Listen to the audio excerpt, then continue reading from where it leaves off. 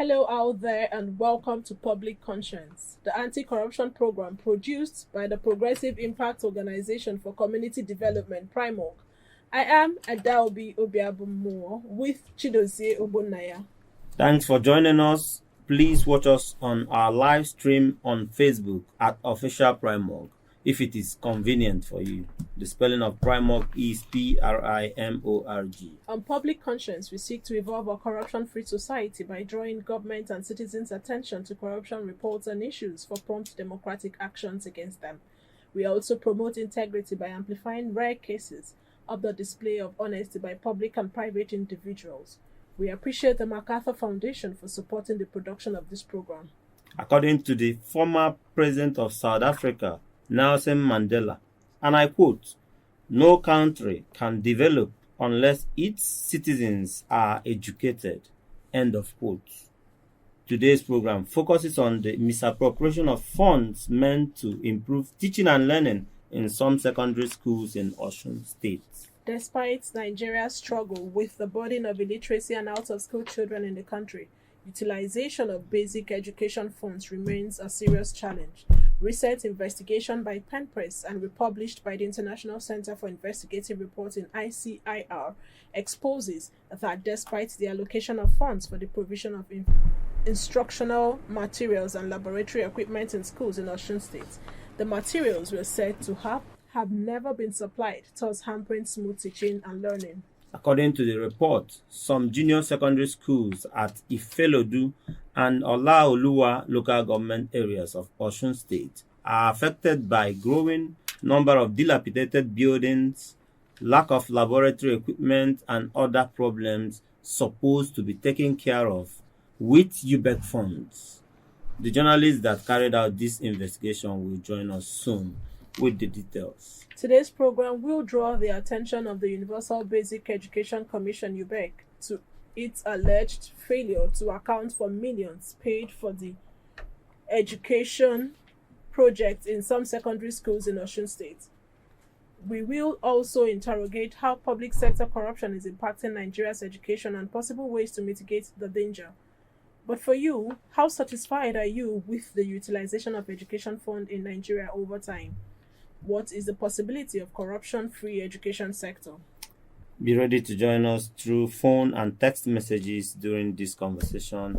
The phone line to send your message is 09022656167. That is 09022656167. Please indicate your name and your location when sending your message. This number is for messages only. Please begin to send your messages as soon as possible to 0902-265-6167. If you just joined us, the spotlight is on the Universal Basic Education Commission (Ubec) and its failure to account for millions paid for Osun education projects. An investigation by Pen Press had exposed. Ubec is an agency under the Federal Ministry of Education which supervises basic education. Basic education in Nigeria begins from primary 1 and terminates at junior secondary school 3. We invited the Universal Basic Education Commission to be a part of this conversation. We are hopeful that they will join us to clear the air on their involvement. But joining us live in the studio is Michael Adaramoye, the National Mobilization Officer, Education Rights Campaign. Thank you for joining us. You're welcome. We will be also joined by the Deputy Editor-in-Chief at Pen Press, Mazid Mukhtar Oyeleye, who will join us via the phone, and also the head of the Civil Society Action Coalition on Education for All, Abdullahi Saleh. But joining us right at the moment is Mazid Mukhtar Oyeleye. Thank you for joining us this morning. Can you hear me, Mukhtar? Okay, if you can hear me clearly, could you give us an overview of your report? Thank you very much for this opportunity. Normally, it is a book very important that the government is held accountable, and that's why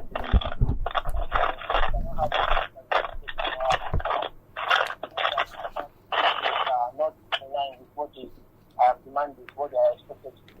And that's why important for organizations like ourselves to write reports to approve the efforts of the government, commend them where necessary, and point out deficiencies. Which is an example is this kind of project that they have decided to allocate funds for, make payments for, while these projects are just there without having any necessary impact, any positive impact on the community. But this particular how Universal Education Commission. Okay, Mazid, if you can hear me clearly, there is noise at the background. Could you move to a place that is clearer without interference, please? Okay. How about now? It's better. Very well then.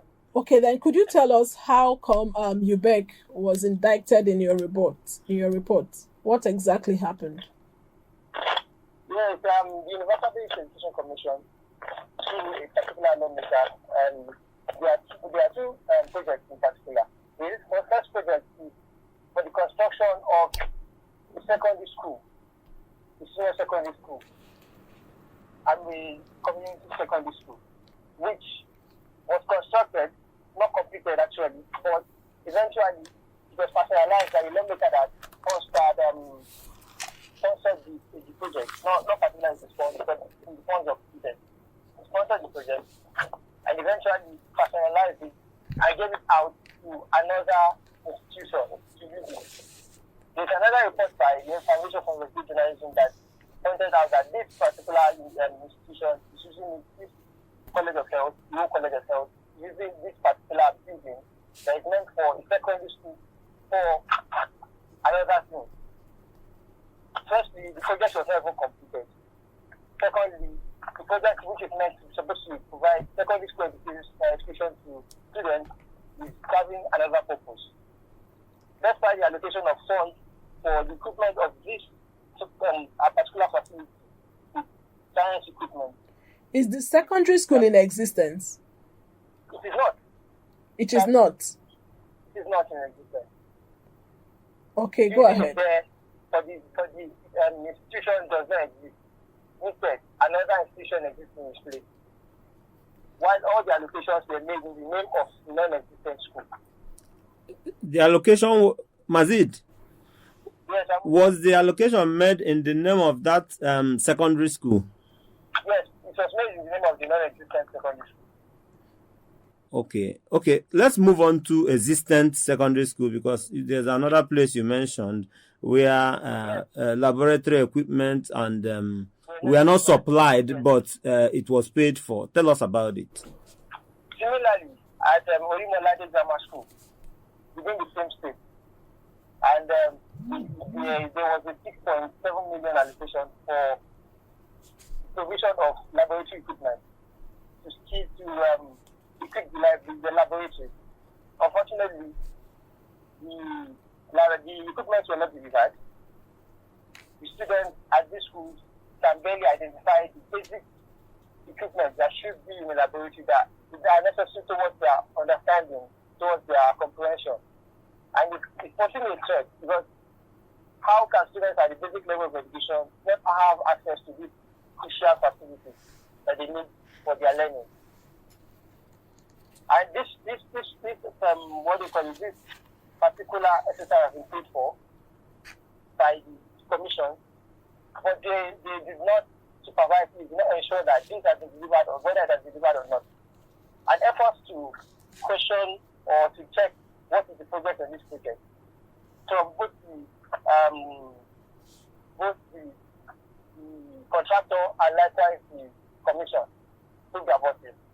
Now you mentioned the contractor. Which company actually had that contract? The project was awarded to the Index company. But this company, based on the results of our statute, it's an inactive company on the CXC portal. And we have also made efforts to visit the address of this company. And unfortunately, they said this company has not been in existence at that particular location. So did you reach out Did you reach out to the Universal Basic Education Commission with your findings? Yes, we did. We reached out to the coordinator of the Osun State Ubec, and he was like, okay, after playing us there and there, eventually said we should reach out to the national headquarters. And we did. We sent FOI request, Freedom of Information request, telling them that this is the information we need, and this is why we need it. Did they respond? They did not. We sent both via their email and likewise physical copies of this FOI request. Let me take you back a little bit because I had wanted to ask you, how did you get to find out these infractions? What methodology did you employ? Yes, currently we have certain accountability platforms that monitor government payments.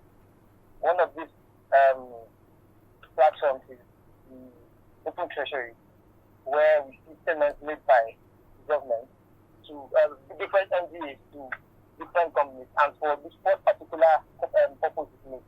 So we have to find out these payments were made, and upon checking the locations where this project should have been, this project should have been domiciled, we did not find any tangible registration of this project, which means that they are red flags. So in trying to question or try to answer why these red flags are in place, we had to dig in and go about asking the community members, have you learned of this particular project? Especially at this particular school, we have educated people who know what is what. We visited this particular school, especially the secondary Maladi school. We spoke to the headmistress and other, the head of the school and other staff, and they confirmed that they have not released any such equipment for their laboratory. Quite so we confirmed through document sources, through physical sources, and made efforts to reach the primary sources for this particular report. Unfortunately, they declined to comment. They did not respond to our messages and FOI requests. It is quite unfortunate that this is their side of the story. Yes, unfortunately. Okay, but because of our time, we would have to let you go. In 1 minute, what would be your advice to the Federal Ministry of Education on stemming corruption in the education sector? I think accountability is a chain. It should not stop at a particular point. When a person is assigned with a particular task, you should always question what is the progress of the task. Has it been executed? Is it the execution task if possible? If not, have someone who is accountable to you, have to ask the person, what have you done? You ask the person that's reporting to him what he has also done. This will ensure that there is transparency. But the point where a person knows that definitely this has not been executed, they will not have anything to say. And which is why we can just say this is why they have been running away from accountability. They have been trying to avoid efforts to reach them and get their statement on what has happened. All right, thank you so much for your contribution, Mazid Mukhtar Oyeleye. Thank you for your findings, and we want to sincerely appreciate you. Continued exposing issues like this. Transparency and accountability are key in ensuring good governance in Nigeria. Thank you so much for your contribution. Yeah, you're welcome. It's important for to ensure that our democracy is effective. Exactly.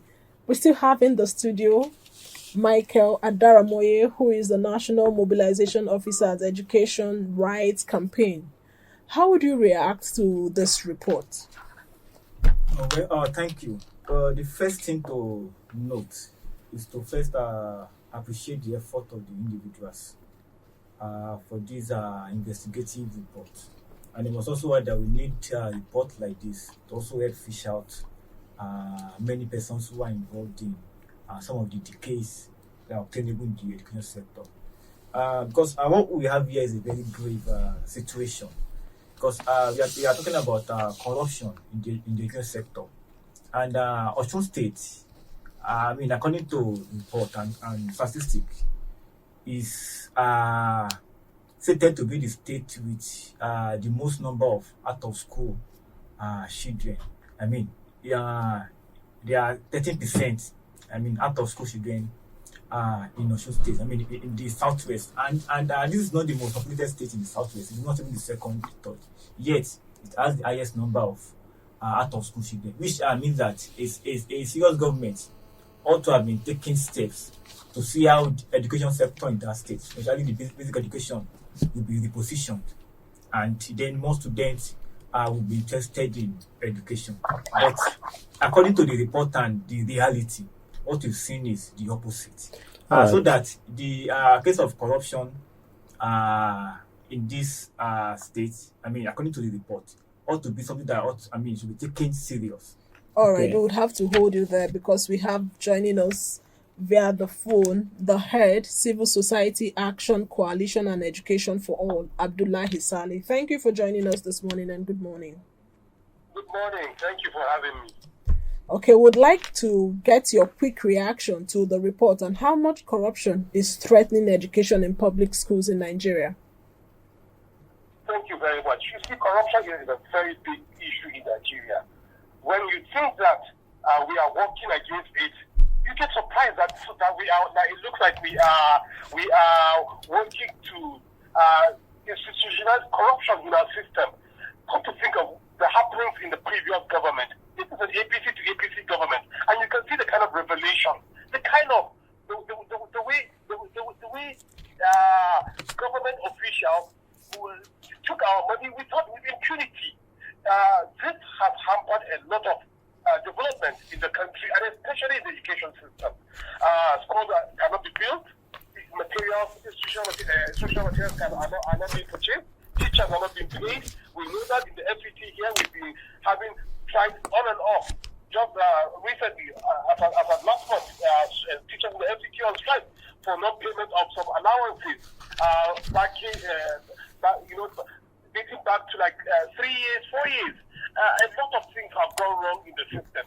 We've seen where contracts are being given for construction of schools, classrooms, and they're not done to specification.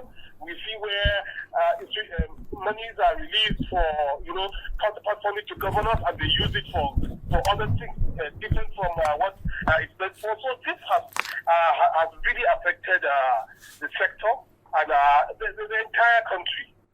Abdul, you made it sound like it's a cesspool of corruption from your submission there. But let's bring it down to the topic we are looking at, especially the misappropriation of funds meant for Osun State education project by Ubec. The fund was made available by Ubec. Let's look at what do you make of the role of Ubec in standardizing education and your reaction to that report? I'm sure you must have read the report. I did. Ubec is our partner. Ubec is our friend. We have been engaging with Ubec to ensure that there's accountability and probity in public expenditure. Just recently, we concluded monitoring of the SBMC SIP 2022 project across the country. But you see, there's something about monitoring. You can what you know, the fact you have. They have given us a sheet indicating the project that they have for the year, and then we go around and check. Now, with that, you can make an informed decision. However, we do not have all the facts of the projects in across the country. Osun State, yes, is one state that I know we cover. I have made calls to my colleagues in Osun so they can make some findings, so we can make an informed decision on this. We intend to take the issue up with Ubec if actually that is true. But we are still right now trying to investigate and find out what really went wrong. I made a call. Yes, I spoke with one of the very senior officers, and he told me categorically that they did receive a report and they are also working on it. So we'll follow up on it. But you see, corruption is systemic in this country. It comes across every sector. I am not in doubt. Abdullahi Saleh, can you hear me? Yes. You said you spoke with one of them. Is it one of the officers in Abuja here or in Osun State? Well, yeah, in the headquarters here in Abuja. Okay. We have a relationship with them. They are very open to us. They are very open. All right, go ahead, please. Yes. So, knowing the role that Ubec plays I know Ubec give their counterpart funding. The states implement. And so we need to also be careful to understand where the problem is.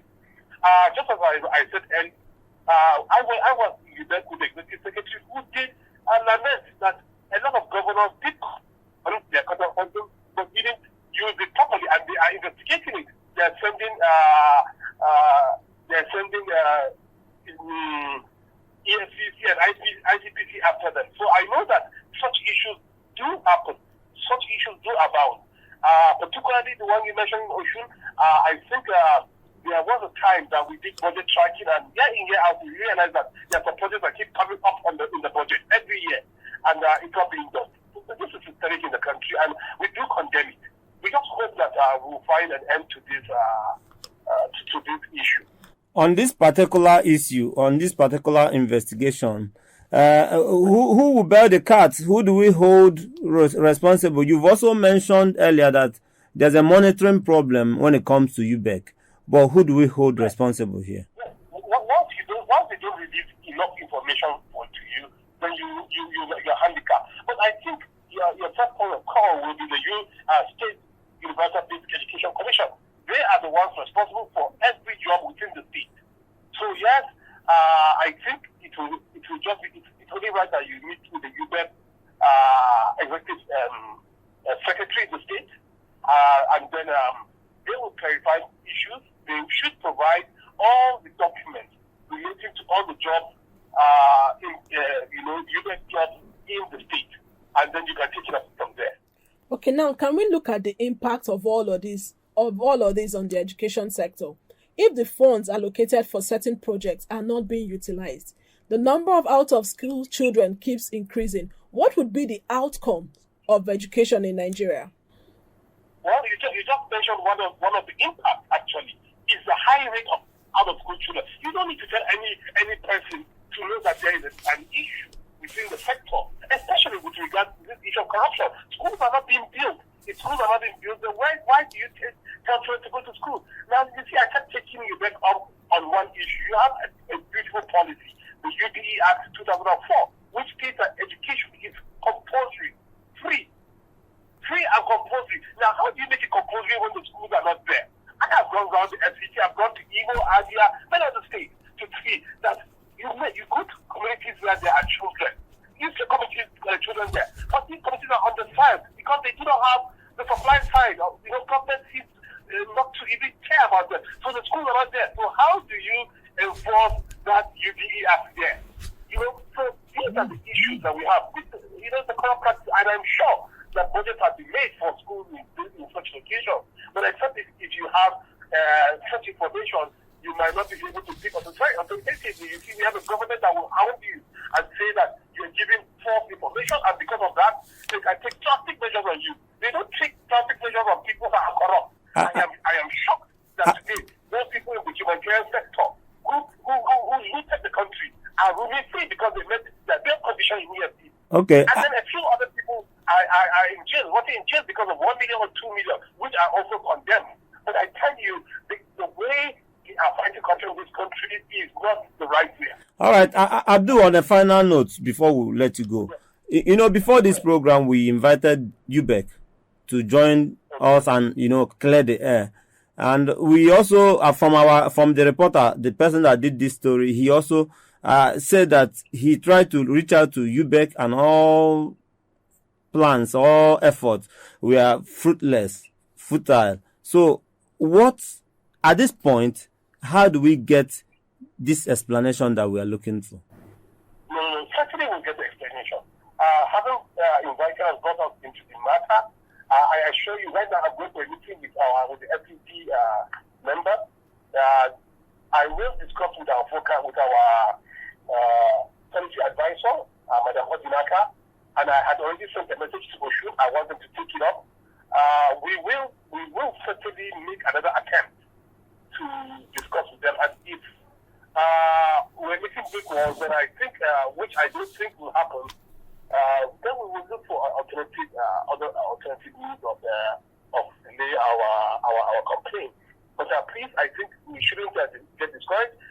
We will also join you in this fight and also make investigation.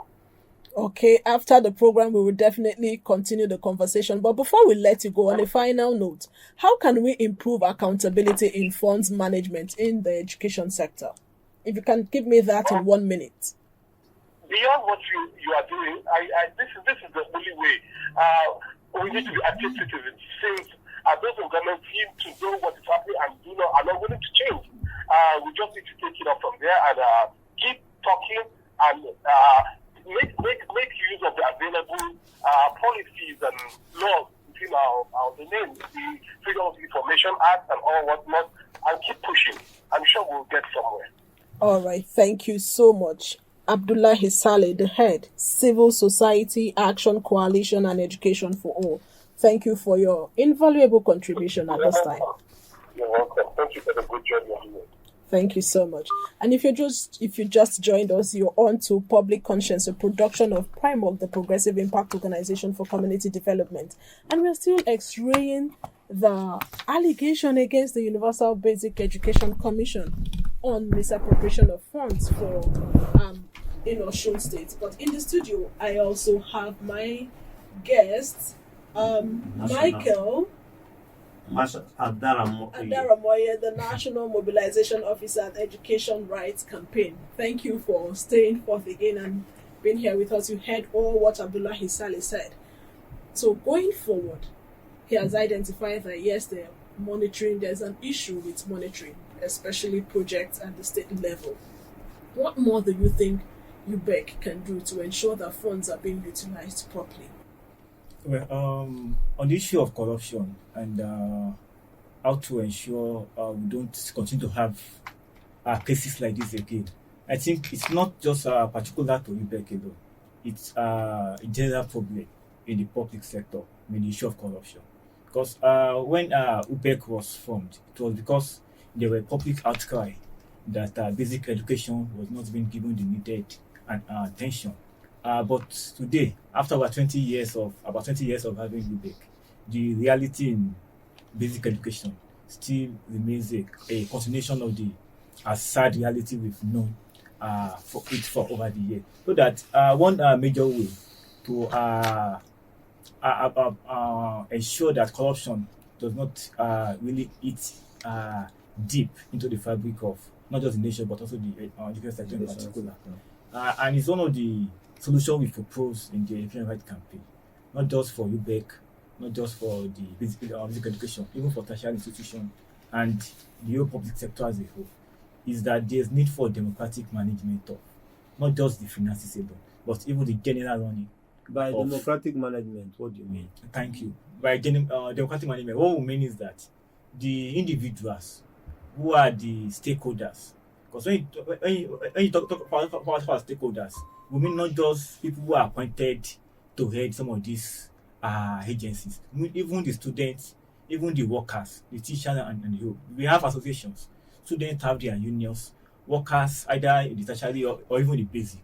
There's a national union of teachers also. So these are ways to ensure that we elect students, we elect workers to be representatives of some of these agencies. Because, for instance, now in the Osun Ubec, even the principals, the teachers are not aware that some amount of money was being allocated to their own school. Even the people who are working in this school are not aware that they are supposed to receive some provisions. But assuming there's a democratic management in place, I mean, they could have been part of this discussion to mean that, okay, they are expecting this so material, so that even if they don't receive it, they'll be able to follow up and say, oh, you said you'll get this thing so time, you've not gotten it. What so is happening? if I got you, or if I get you clearly, that means from budgetary allocation, it should be participatory. All exactly. Stakeholders should be involved. For the school, like you identified, for the students also, everybody should be involved to know that a particular amount of money is being allocated for XYZ project. So yes, exactly. I agree with you and him, because even the story is saying that 40 students will queue up before they will go. They take turns before they have their practicals because of lack of equipment in the laboratory. But a good place to bring in the person listening to us on the other end to the program. Please follow us on our social media platforms at Official Primark. That is our handle, and it is spelled PRIMORG. Remember that we are streaming live on Facebook at Official Prime Mall. Remember that the program is interactive. The WhatsApp phone line to send your message to is 0902 265 6167. That is 0902 265 6167. Education is an issue that affects everybody. Whatever you're experiencing today, it's affected by education in one way or the other. You are involved in this conversation. Would like you to call and contribute. How satisfied are you with the utilization of education funds in Nigeria? Are your children in school? Are they out of school? What is the state of their school? We want to hear from you. And if you're watching us on Facebook at Official Primal, we encourage you to drop a few lines. All right. Still with us is the National Mobilization Officer at Education Rights Campaign, Michael Adamoye. So we are talking about briefly about you were reacting to the problem, what corruption, how it is hampering the success we are supposed to be making in the education sector.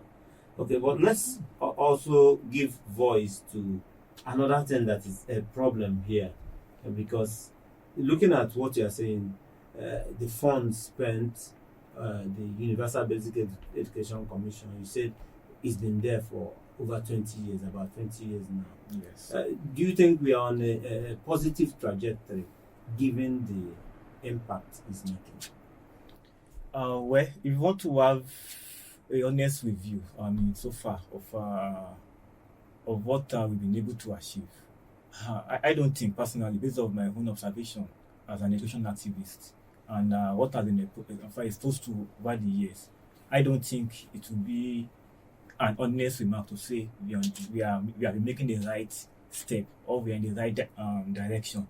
Because when you, even aside the issue of corruption, there are other crises in the education sector, and the big one is funding. Funding has been a major problem in the education sector. When you look at budgets, the yearly the actual allocation to education, you see that there's a pattern of it dropping. We'll get back to that point. Please go ahead. Well, yes, let's say. the point I was making is that there's a decline in the funding received in the education sector, and it's happening on a yearly basis.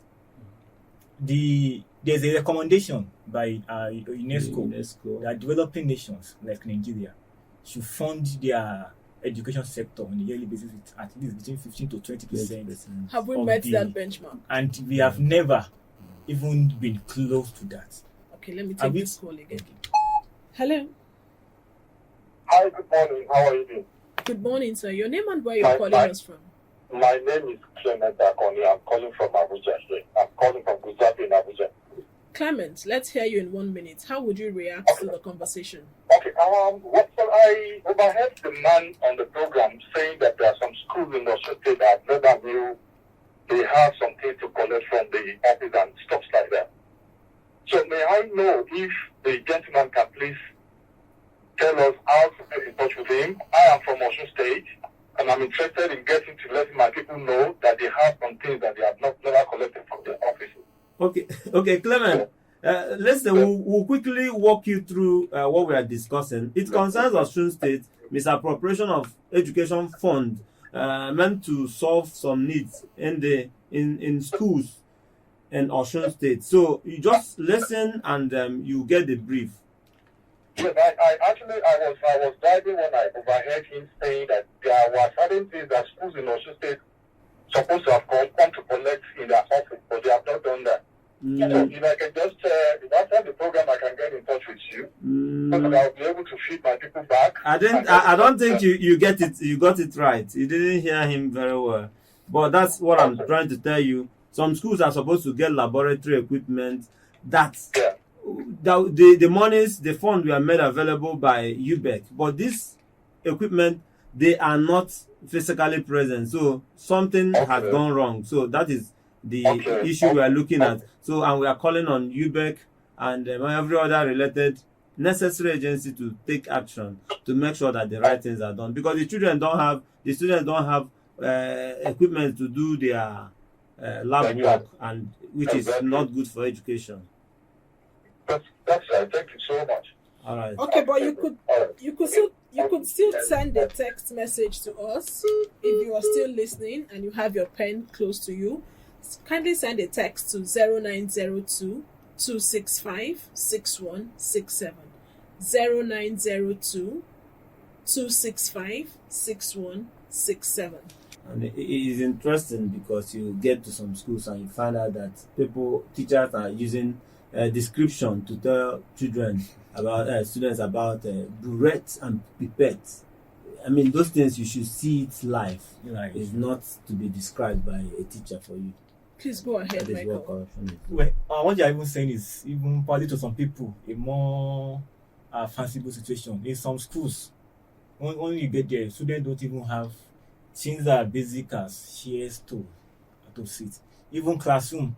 In fact, even if you check the report made by the ICRL, some of the pictures attached to it, you see dilapidated buildings. Yes. That even if students are made to be there, to be at risk to their own life. So that when in schools, even in big towns, not even villages this time around, they have their students sitting on bare floors under trees just to ensure that they teach the students something. So that some of these things we have highlighted, in terms of corruption and lack of funding, it goes beyond students not attending schools. It's also about even the students that are attending the school. What is the quality of education they are receiving? Is it an education that is competitive with the global demand of education? And when you look at these things, it's a big no. We are very far from the global benchmark of what quality education should be. In many of the schools today, I have visited many schools, even in that same Osun state. You can look at the report that even a whole town, there's no single secondary school. Students have to trek 2 hours to go to the nearby school. So that in a situation where we have a student trekking for 2 hours before getting to the school, you can easily get that such student to be already tired. What will be the mental So- situation? And you are Be coming the- to teach that student mathematics. Something, and you expect that student to assimilate whatever you are teaching the student, because the thought that will be on his head is how to go back home again under similar stress So- of walking back home. So the- Michael, on these circumstances that is before us now, who will bail the cat is what I'm asking. Ubec funded this project, is non-existent. The schools are not there, but monies had gone to contractors. A lot of questions. Who do we hold responsible? Well, thank you. I think it is clear from the report. UPEC has a lot of questions to answer. And I think a public agency should not be doing hide and seek. You are to be open to the public, even for inquiry, either by journalists or even individuals who might feel affected by the crisis. Because as a matter of fact, anything that involves education, we all are affected. It doesn't matter either you are in Osun State or you are in Abuja or you are in Lagos. We are all affected. So that UBEC ought to relate to say, okay, there's an allegation hanging around your neck. How do you clarify the public? Say, okay, this is the case, this is not the case. So I think UBEC has a lot of questions to answer. And also, stakeholders in the education sector and also activist groups that are working around the education sector should also we need to build a campaign around issues like this. Because I'm pretty sure that it's not just particular to Osun alone. If we have had similar investigative work, you could have unraveled more mysteries, more ghost schools, more projects that are not being attended to, some left or so. So that things like this, that is inimical to the education sector, we need to dig deeper. And like I said earlier, UBEC has a lot of questions to answer. Okay. Earlier, you talked about Nigeria having not met the UNESCO benchmark of between 15 to 20% for funding in the education sector. What if we are able to provide as much funds that are needed for the sector, and there is still the issue of corruption? How then do we improve the learning outcomes in our schools? Well, thank you. I think when I spoke earlier, I made mention of engaging stakeholders in the running of institutions, which is very important. Because when we keep crying that we don't have enough funds, even the little funds are being mismanaged, and in most cases, they are finding their ways into the pocket of different administrators. So that, like I said earlier, the solution is to ensure that we have participatory running of institutions. To ensure that even students, they are well represented. So that if I'm in a board where issues that affect my academic life is being discussed, I'll be able to give okay, we students, this is what we need at this point in time. Because board might feel like, okay, this school needs a fancy building or so. If I realize what student might need at that point might be textbooks, books, drawing board and the like. So that it still boils down to the manner of running our institutions. Our institutions are run in a way that makes sure that people at the top have full control in terms of decision and even implementation. So that even the affected individuals almost have no contribution to make to implement some of this. So many times we are always at the mercy of all of these boards, all of these executives sometimes even beg them to implement some of these projects, which ought not to be the case. Because if you are heading a board where decisions you make affect my life, I think I should be represented for the table where those decisions are being made. I think teachers who are also affected by these decisions ought to be represented too, so that you're able to say, okay, this is the amount our agency is getting. These are the projects we think are very important at this point, our policy projects, so that and then we can begin to monitor those projects to see how we implement them and ensure they get the needed impact. Because a lot of things they are saying are not rocket science. Because if you look at the history of Nigeria, especially the Southwest, Osun State and the like that we are discussing here, we've had a period where public education was almost at its best, where even so-called private school cannot stand up to public schools. So that we need to ask ourselves, in the space of few decades, what has really gone wrong with the education sector?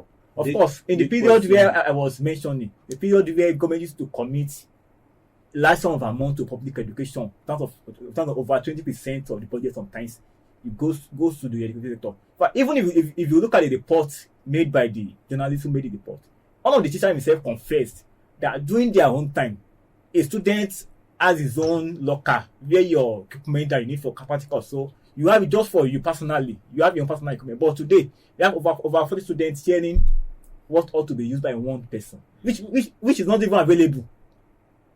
So that is the major crisis we find ourselves. But like I was saying, we need to look back and say, what has really gone wrong in our education sector? If we have run an education sector that was effective in the past, what has really been put there? And the problem has been the way we've managed the education sector, and the money that has been put into it has really declined over the years. From the look of things, you alluded that this is prevalent, it's not happening only in Osun. So, and it's been there for some time now. Do you think we have enough the consequence for this bad act, for this corruption in the educational sector, is enough to deter people? You see, okay, for instance, now in that Osun State, at a point when the issue of students not being interested in schooling came up, a previous governor showed that the way to resolve that crisis was to start giving food to students in school, not to get to school also, which has proven not to be effective. So that you see, there's a quality of education you receive that will make education appear fanciful to you. Say, oh, I want to be here, I want to get this, I want to be here. Because you get to school and then you go to this great stress. If I were to even get to school, is a stress on its own for you. To be in the school itself is another kind of stress for you. It will be difficult to keep students in school under these conditions. Of course, there will be some who will feel very passionate to still be there also, but you cannot guarantee that. In fact, there are many who would have been in school but are not in school because of the conditions of schooling in Nigeria. So it's not conducive. It's not conducive. Exactly. You can't do much about it. All right, I was trying to get your attention on something. If how do we deter people? How do we discourage people from educational fraud, committing corruption in the education sector?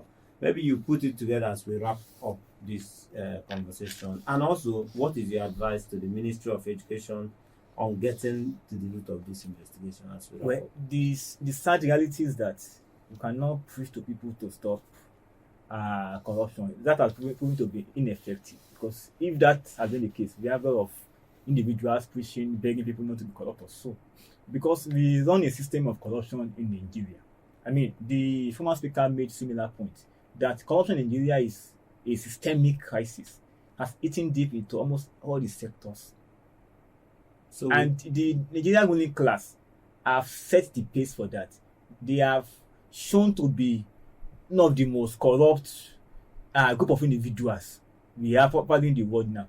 Because when you look at the resources of Nigeria, all of these things we are talking about ought not to even be the case. About schools not having an building or so, ought not to be the case in the first instance. That corruption is safe.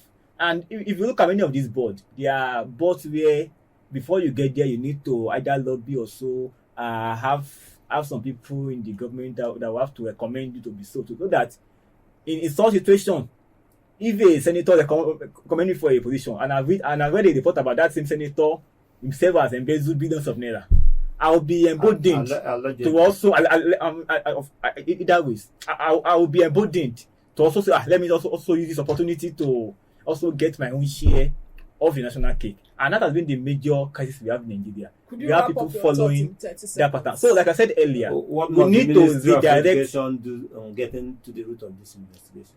I mean, we've given this recommendation earlier. We need to redirect the way we run our institution. The way the Ministry of Education is safe. How are the workers in this ministry? Are they even contributing to the issues in this ministry? Do the workers formed have a way of giving their own input to how these ministries are being run? So that the democratic management of these institutions, these ministries, is very important as a way to curb corruption in all of these ministries and institutions. Democratizing the Michael. running of education in Nigeria, if I get Michael Yes. right. Thank you so much for your contribution. And I want to also raise the question that Abdullahi Saleh talked about. How do we make education compulsory when the schools are not there and the facilities are also not there? We really must go to see because of our time.